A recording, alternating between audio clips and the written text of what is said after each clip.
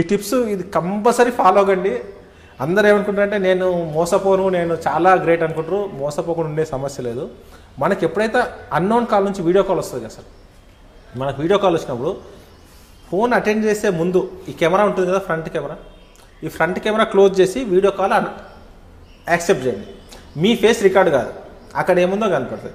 In case honey trap ఉన్న accused అనుకోండి, అక్కడ అమ్మాయి న్యూడ్గా కనిపిస్తుంది, కానీ మీరు కనపడినంతసేపు వాటిని బ్లాక్మెయిల్ చేయాలి. కెమెరా క్లోజ్ చేసి ఫోన్ అటెండ్ చేయండి. అన్నోన్ కాల్ కాదు, ప్రతి కాల్.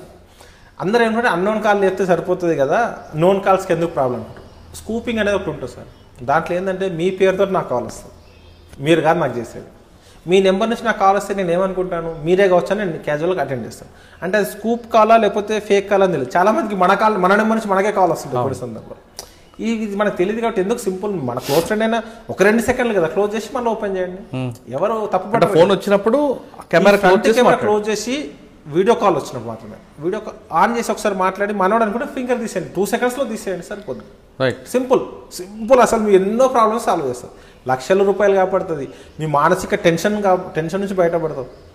ఎంత పెద్ద సమస్య అది, ఎవరికి చెప్పుకోలేము. ఎవరు చెప్పుకుంటే ఏమనుకుంటారో.